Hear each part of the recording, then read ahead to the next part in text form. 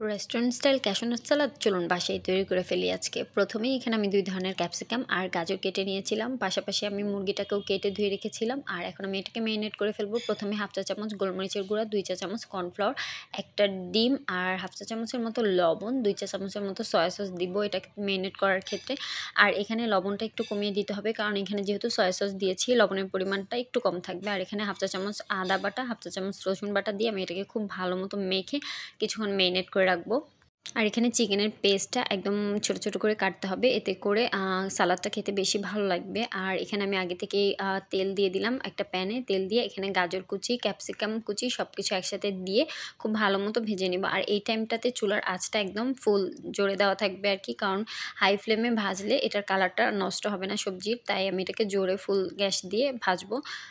অপরদিকে আমি আগে থেকে মেরিনেট করে রাখা চিকেনটাকেও ভেজে নিব। আর এই চিকেনটা আমি একটা একটা করে দিব, কারণ একসাথে দিতে গেলে একটা আরেকটার সাথে লেগে যাবে, এতে করে টেস্টটা ভালো হবে না।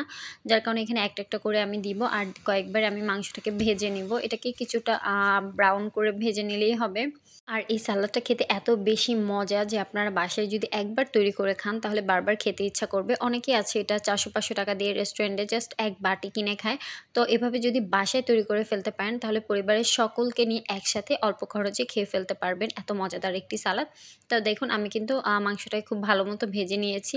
আর পছন্দ সামান্য মতো কিছু টিপস চিকেনের অ্যান্ড ট্রিক্স পরিমাণটা একটু ফলো বাড়িয়ে করলে কিন্তু কমিয়ে অনেক নিতে মজা পারেন। করে আর বাসায় দেখুন তৈরি আমার করা কিন্তু যায়। দেখুন অলরেডি আমি সব এগুলো ভাজা চিকেন হয়ে কিন্তু গেছে, ভেজে তো আমি নিয়েছি আলাদা এখানে। করে রাখলাম, আর এটা তুলে খেতে এত রাখলাম। বেশি আর মজা তার হয়েছিল, পাশাপাশি এখন আমি আমার এখানে আবারও খেতে 250 ইচ্ছা গ্রামের করছে মতো ভিডিওটার বাদাম ভয়েস দিতে খুব গিয়ে। আর ভালো এখানে মতো আমি ভেজে আগে নিব। থেকে আর বাদামটা বাদামগুলো ভাজার দিয়ে সময় দিয়েছিলাম। অবশ্যই এখানে চুলার 250 আঁচটা গ্রামের মতো একেবারেই বাদাম লো দিয়েছিলাম। ফ্লেমে আর থাকতে ক্যাশনাট হবে, কারণ সালাদে বাদামটা কাজু যদি বাদামটা অতিরিক্ত খুবই বেশি মজা লাগে। হিটে ভাজা হয় আর তাহলে সালাদের অতিরিক্ত ভাজা বাদামের হয়ে যাবে, পরিমাণটা যার একটু কারণে বেশি অবশ্যই হলে খেয়াল টেস্টটা রাখতে হবে আরও যে দ্বিগুণ হয়ে যায়। বাদামটা যেন তো একটু যার কম কারণে আমি ভাজা একটু হয় বেশি আর কি। করেই আর এখানে বাদামটা নিয়েছিলাম। আর বাদামটা কিন্তু একটু হালকা কালার করে ভাজতে হবে, যদি একদম আপনি লাল করে ভাজতে যান তাহলে বাদামটা পরে খেতে তেতো লাগবে।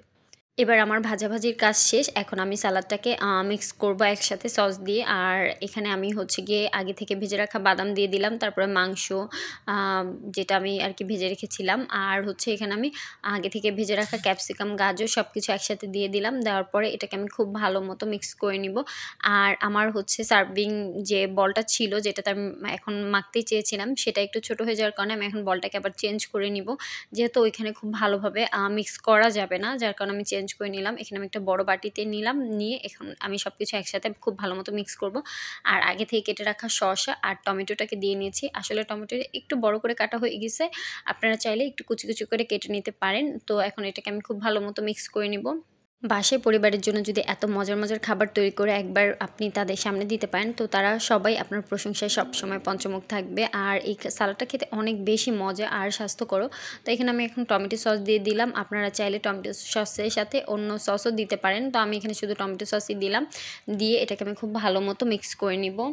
আর এটা খেতে এত বেশি মজা হয় যে মানে আপনি চাইলেই যে কোনো সময় খুবই অল্প খরচে বাসায় তৈরি করে ফেলতে পারবেন। আর আপনার পরিবারের সব একসাথে নিয়ে এটা হচ্ছে লাঞ্চে বা হচ্ছে ডিনারে একটা আইটেম হিসেবে আর কি পরিবেশন করতে পারবেন। আর চাইলে সন্ধ্যার স্ন্যাক্স হিসাবেও এটা খাওয়া যেতে পারে, কারণ এটা খেতে অনেক বেশি মজা আর অনেকটা স্বাস্থ্যকর, যেহেতু এখানে বাদাম রয়েছে।